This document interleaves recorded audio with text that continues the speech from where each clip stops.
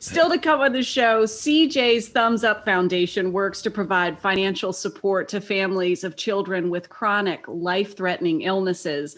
They are incredibly excited to present a fun virtual challenge this year. In this segment, Andrea Swipe-Murdaugh talks with the co-founder of the organization. Here's what they had to say. CJ's Thumbs Up Foundation provides much-needed assistance to families of children with chronic and life-threatening illnesses. And today we're joined by Jennie Reynolds, founder of the foundation and director of programs, to talk with us about CJ's Butterfly 4.5 virtual challenge. Hi, Roger. Hi, Andreas. Thanks for having me. Thank you for being with us. This is going to be an incredible event as we prepare to continue supporting so many in the community. So I just want to start off by learning a bit about Charlotte Jennie, a sweet little girl who passed away at the young age of 4.5, but her legacy truly lives on through the CJ's Thumbs Up Foundation. Tell us about her and the organization that you've started. Well, she was an amazing kid. I'm telling you that. I'm sure I'm biased because I'm her dad, but she never met a stranger, and she was scary smart. And she had lots of people who loved her right off the bat. And when she got sick, people came out of the woodwork to support us and help us out. And when, unfortunately, the treatment didn't work, we decided we wanted to pay that support forward. So we started forming CJ's Thumbs Up Foundation to help other families that were in the same kind of situation as we were. That's wonderful. And I know that you have been working so hard in the midst, especially of everything that we've gone through in recent months, to make sure that those who need assistance and families who went through some of the things that your family went through have support, but also have some resources that will make things a little bit easier along the way. So tell us what you've been up to over the last few months during the COVID pandemic. Well, it's funny. We were really busy before COVID, but we're even more busy now.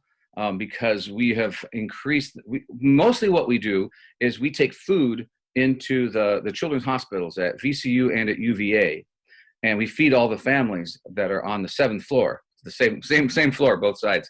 And what we've been doing is usually it's once a week, but since COVID happened, we've actually picked up a couple more days, and we've been feeding families left and right. And of course, because of COVID, we can't just throw pizzas at them because, everything has to be individually wrapped and packaged. So that's actually increased our costs, and we buy the food. It's not donated for the most part. And we've really been upping our activity and our expenses. So that's kind of why we need to do some fundraising and keep the food flowing. It's amazing when your child has been in the hospital and you don't think about taking care of yourself. Mm-hmm. So you need to eat too. You got to eat. It's one of our hashtags. So that's what we try to do right now. That's the main thing. Absolutely. And speaking of fundraising, you have CJ's virtual butterfly challenge coming up. Tell us about how the challenge works and how we can get involved. Oh, well, it's a lot of fun. It's been a dream of mine since we started the organization to have some kind of a run, a 5K or something. And fortunately, we brought on a new communications and marketing lead who does this sort of thing. And it's always been such a lot of labor, and it was a lot of hassle, and we just couldn't get it done.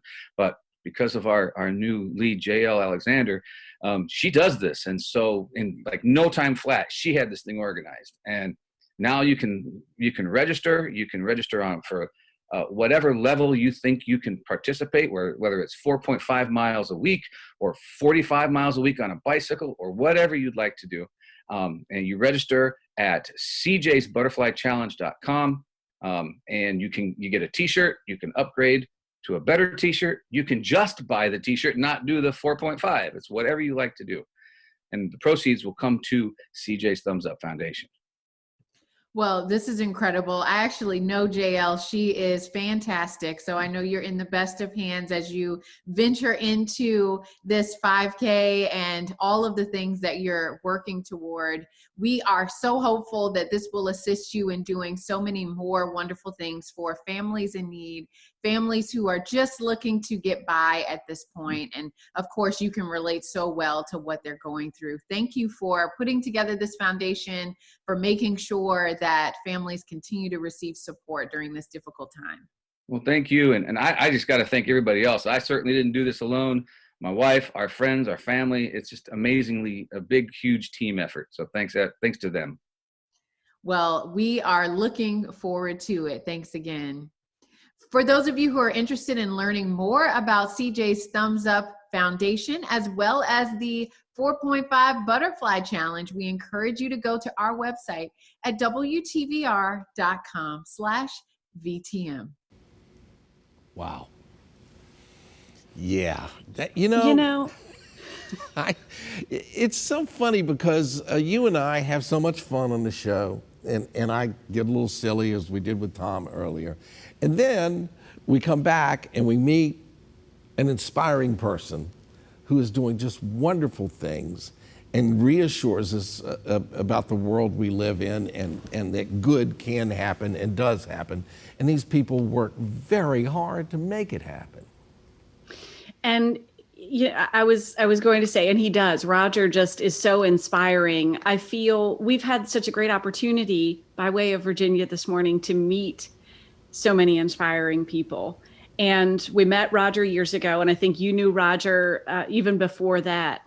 And to think of the situation that he and his family experienced, and then to turn that into a positive. And, I think Roger watching right now would say, Bill, it's okay to be silly.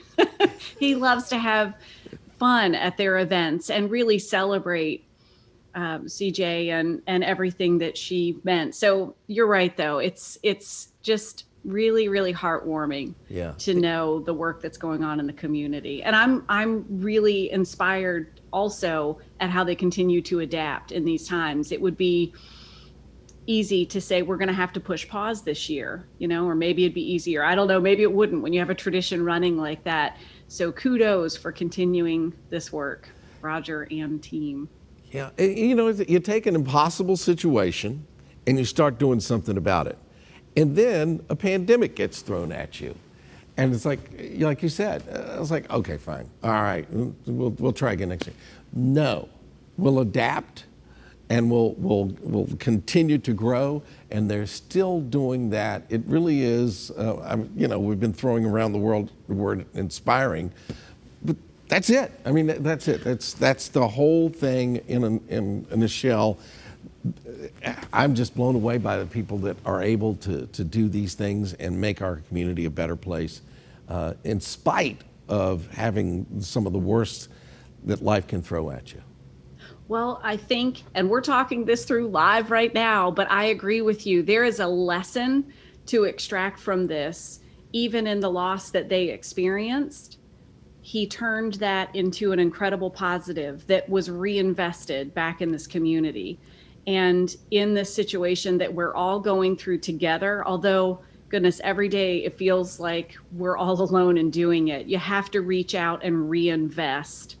If that's a phone call, however that is, if it's being with us each weekday morning, just sharing and letting people know how important they are to you and giving back is key. That's how we're gonna get through this. And we are, and we're going to continue to do that thanks to a lot of people with a lot of heart. Stay tuned. We're going to have more of our live show after a very quick break.